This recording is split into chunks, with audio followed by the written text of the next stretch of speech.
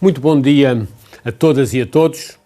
e gostaria de começar naturalmente com um reconhecimento e um agradecimento muito específico à APDC e em particular ao Rogério Carapuça por nos alertarem mais uma vez para a importância do conhecimento no desenvolvimento social e económico e para trazerem a ciência para o centro do debate. De facto, vivemos em tempos de incerteza, sobretudo de ignorância sobre o futuro, diria mesmo de uma ignorância coletiva, e por isso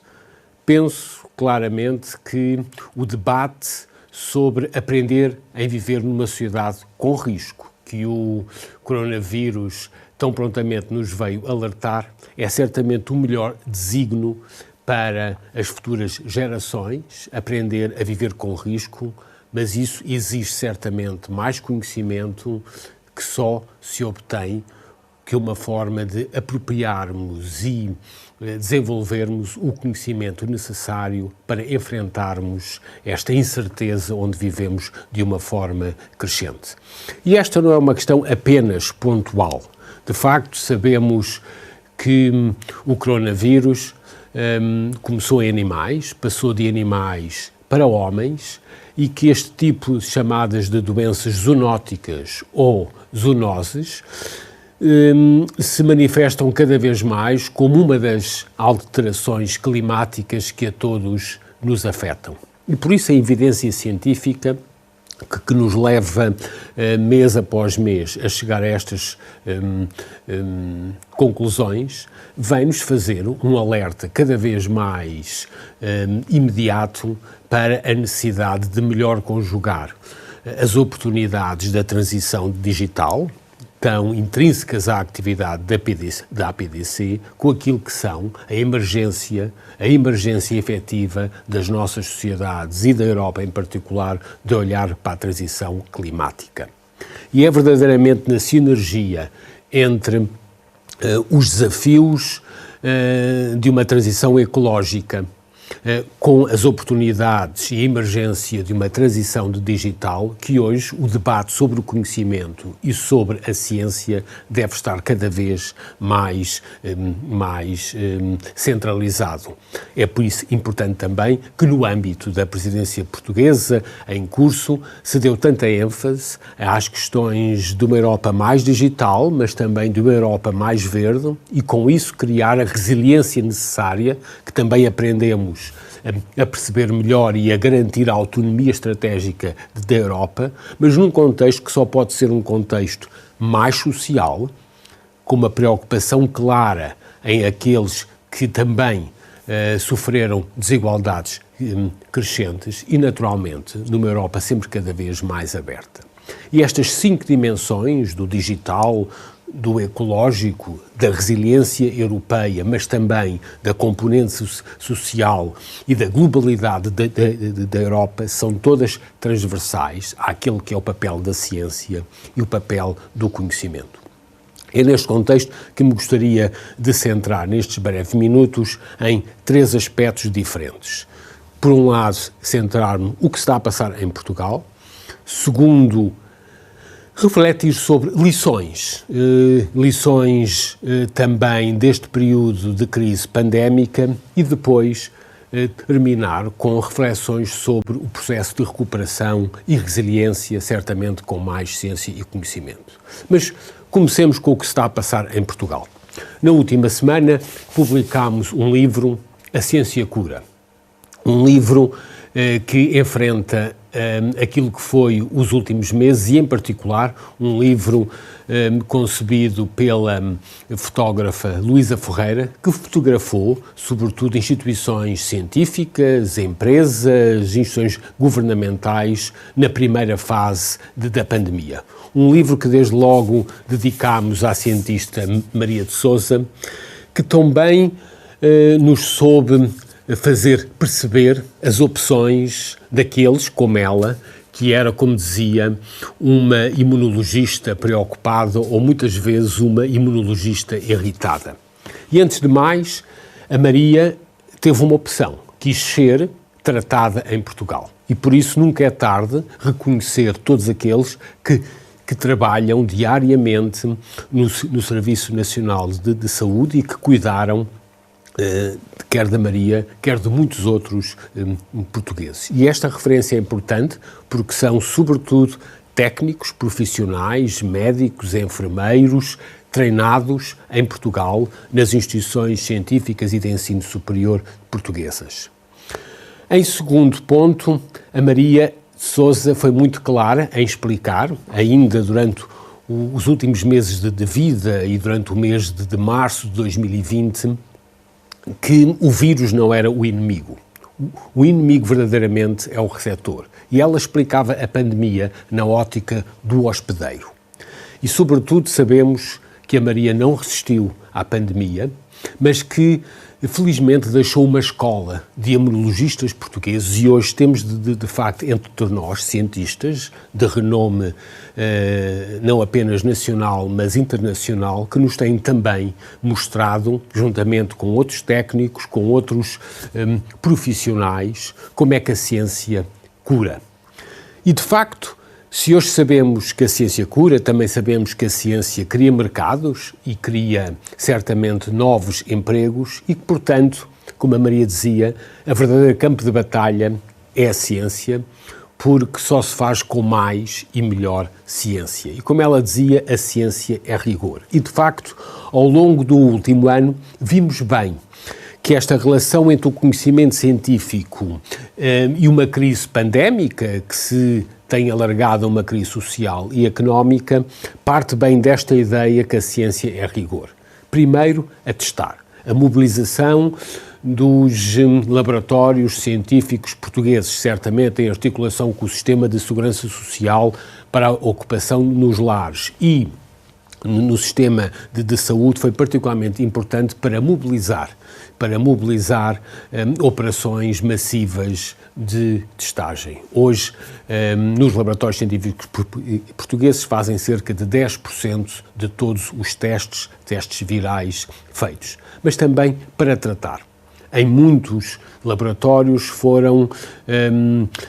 desenvolvidos programas em colaboração entre instituições científicas com sistemas de saúde a nível nacional, europeu e internacional no desenvolvimento de novas terapias e tivemos empresas portuguesas dedicadas à ciência também com parceiros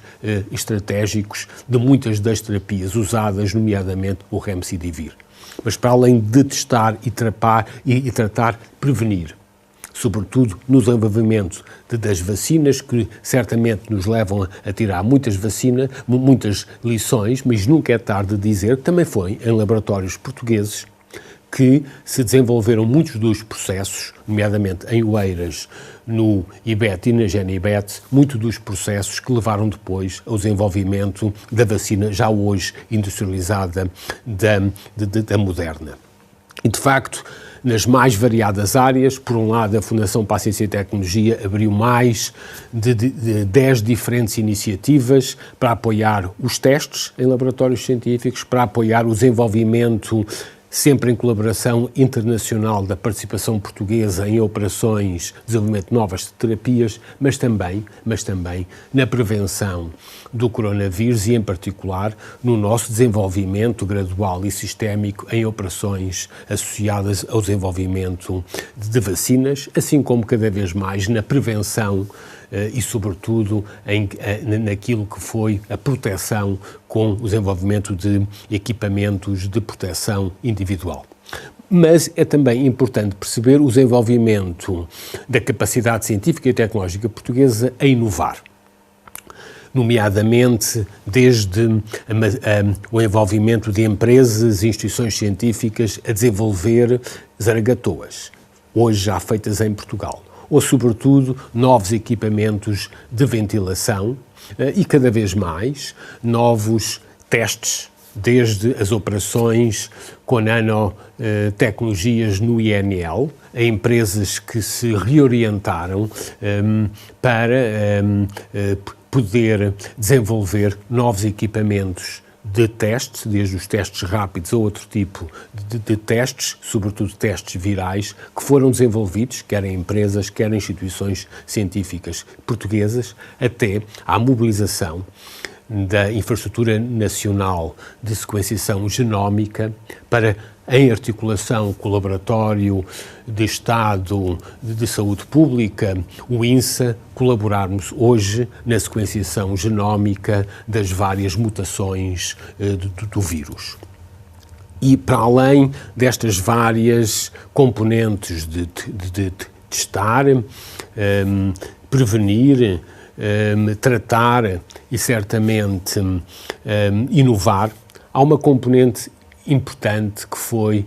mobilizada pelo sistema de ensino-aprendizagem, em particular pelas instituições de ensino superior, universidades e politécnicos de todo o país, que se mobilizaram primeiro para uma adaptação rápida de formas de ensino a aprender, como cada vez mais mobilizar docentes e estudantes para um acompanhamento que será sempre diferente. Tiramos certamente muitas ilações deste processo de adoção do ensino à distância, mas não nos podemos esquecer que este ano que vivemos, 2020-2021, foi o ano onde tivemos uma maior adesão ao ensino superior. Por um lado, se em 2020 tínhamos ultrapassado metade dos jovens de 20 anos a participar no ensino superior, foi também em dezembro passado, em dezembro de 2020, que atingimos pela primeira vez a meta que nos tínhamos comprometido no ano 2000 de ter mais de 40% da população residente a Portugal entre 30 e 34 anos com um grau de ensino superior. Hoje temos cerca de 44% desses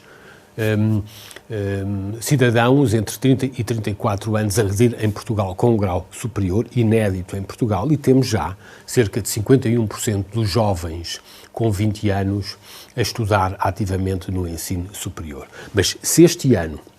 foi um ano de maior adesão ao ensino superior, o desafio agora é de continuar. É de continuar a estudar mais, a aprender mais e a atingirmos cada vez mais as metas para que, ao longo desta década, seja uma década de maior aprendizagem, por isso com mais conhecimento e por isso certamente com maior diversificação, não só ao nível institucional, mas ao nível dos programas de ensinar e de aprender, porque felizmente temos uma sociedade diversa, com necessidades diferentes e por isso desenvolver cada vez mais os sistemas de ensino-aprendizagem na ótica do cidadão e daquilo que são as necessidades e as oportunidades de cada um é o que nos exige a todos.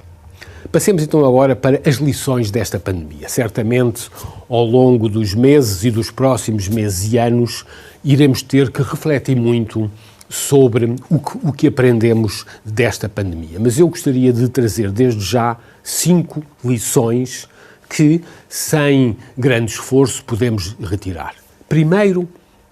a articulação crescente entre a ciência fundamental e a capacidade de empreender, sobretudo através de empresas verdadeiramente disruptivas. Se hoje, ao nível do mundo, temos novas vacinas que conseguiram ser produzidas num tempo recorde, foram feitas sobretudo pela conjugação de investigadores e de centros que conseguiram desenvolver ciência fundamental, quer na Europa, particularmente em associação com a European Research Council, quer nos Estados Unidos, em particular no MIT, com pequenas empresas de base tecnológica, a BioNTech na Alemanha ou a Moderna em Boston, e que depois articularam-se com grandes operadores para a distribuição e a industrialização das vacinas. Mas foi de facto a conjugação da ciência fundamental e da capacidade de desenvolver novo conhecimento com a capacidade de empreender e de ter empresas verdadeiramente disruptivas que percebem a diferença entre o conhecimento novo e o acesso ao mercado, que se conseguiram ter novas vacinas. E por isso, hoje o debate não é apenas uma questão da ciência ser aplicada ou não aplicada. Precisamos, para enfrentar a incerteza crescente onde vivemos, de ciência fundamental, em estreita articulação com elementos institucionais, com empresas, com pequenos empresários, com centros de investigação que são verdadeiramente disruptivos na forma de olhar e usar o conhecimento. Estas são as lições que devemos tirar, sobretudo, dos casos da BioNTech com a Pfizer e a ciência desenvolvida na Europa, ou o caso da Moderna nos Estados Unidos. O segundo é o de aprender mais. Se de facto hoje sabemos que vivemos em tempos de crescentes incertezas, o aprender mais e o período que estamos a viver em Portugal de maior adesão ao ensino superior tem que representar um esforço coletivo de reduzir o abandono escolar e de garantir que continua a crescer. E não é nada óbvio que quando entrarmos num período mais efusivo da recuperação económica, a competição entre os mercados de relativa baixa qualificação e o ensino superior não venha voltar a aumentar. E por isso este esforço coletivo de voltar e de continuar a aprender quando é jovem, mas ao longo da vida, será certamente um desafio para a futura. Mas também há outras lições a tirar, porventura mais difíceis e mais complexas. Uma certamente é o da regulação. O que assistimos, por exemplo, com a dificuldade de penetrar em Portugal com novos equipamentos e dispositivos médicos, desde os ventiladores às zaragatoas, mostra que temos também, em Portugal e no contexto europeu, dificuldades ainda crescentes no sistema regulatório. No caso português em particular, identificamos claramente um vazio claro naquilo que é os mecanismos de conformidade com as normas europeias e, por isso, está em curso um desafio para construirmos um quadro regulatório mais robusto, sobretudo em termos das inovações disruptivas que temos que conseguir acelerar. E este, mais uma vez, é um esforço coletivo de todos, certamente dos reguladores, mas também de coletivamente criarmos o quadro institucional mais propício a acelerar inovações disruptivas.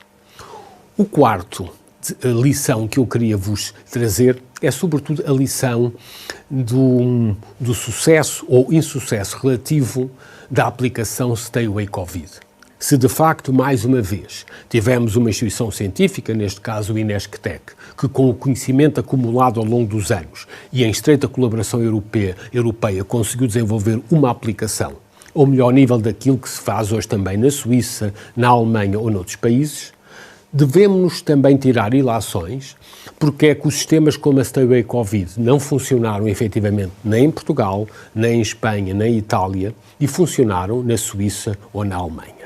Isto é crítico para percebermos o processo de transição digital e, de facto, a complexidade da socialização daquilo que são as ferramentas e a tecnologia digital. Hoje sabemos que, no caso do Stay Away Covid, a sua relação com o dia-a-dia dos médicos, que tinham que dar os códigos, até à operacionalização de um sistema pelo próprio Sistema Nacional de Saúde, é uma relação complexa e, por isso, a espontaneidade e o voluntarismo daqueles que dedicaram-se à construção de uma aplicação particularmente potente tem que ser cada vez mais compreendido num quadro mais complexo de relações institucionais e profissionais, sem as quais nunca estaremos aptos a ganhar todas as oportunidades da transição do digital. O quinto e última lição é cada vez mais complexa em termos da necessidade de partilharmos de uma forma aberta dados. O que vivemos hoje no sistema de saúde, mas em muitas outras áreas, passa cada vez mais por termos mais dados disponíveis, que os vamos tendo através das oportunidades da digitalização, incluindo as imagens incluídas ou obtidas por satélite, até à informação que todos os dias é gerada nos hospitais, mas sabemos que para usarmos essa informação temos que a partilhar de uma forma mais aberta. Por isso mesmo, estamos a discutir oportunamente uma estratégia nacional para o acesso aberto a dados, que sabemos que será sobretudo um combate institucional e, mais uma vez, como a Maria de Sousa dizia, a batalha é na ciência. E aqui é não apenas na produção de dados, mas no acesso aberto a dados. Estamos longe de poder ter uma estratégia bem-sucedida devido ainda às barreiras institucionais, profissionais e, naturalmente, a incentivos económicos que muitas vezes não estão orientados para facilitar a difusão e a abertura massiva do conhecimento. Estas 5 lições, quer em termos da articulação do conhecimento fundamental com a capacidade de empreender com empresas disruptivas, quer em termos da necessidade de aprendermos mais e de trazermos para o ensino superior uma aprendizagem ao longo da vida, quer em termos de um quadro regulatório inovador e novo, também em termos de instituições de regulação e de conformidade com as normas, quer em termos do contexto social da transição do digital, quer, por fim, em termos da necessidade absoluta de partilharmos de uma forma aberta os dados. Estes 15 desafios devem nos inspirar, com certeza, para aquilo que é o programa de recuperação e resiliência. Temos muitas linhas, quer na área da transição do digital, quer na área do sistema de saúde, quer em áreas programáticas, como, por exemplo, a bioeconomia ou a economia do mar ou a cultura. Mas eu gostaria de vos falar de uma forma muito breve de 2 programas particularmente críticos. Por um lado, as chamadas agendas mobilizadoras ou alianças mobilizadoras para a inovação empresarial, que, mais uma vez, se percebermos bem as lições da pandemia, devem resultar, quer na área biomédica, quer na área dos materiais avançados, quer na área da mobilidade ou da aeronáutica ou na área do espaço, devem resultar de uma melhor articulação entre a ciência fundamental, as empresas e, sobretudo, as pequenas empresas. Sobretudo hoje, que somos considerados no contexto europeu como um país fortemente inovador devido a um leque particularmente crescente da comunidade científica e das empresas inovadoras, temos que mobilizar agendas e alianças que tragam de uma forma clara essa capacidade científica com empresas e, sobretudo, empresas que atuem em setores com potencial disruptivo.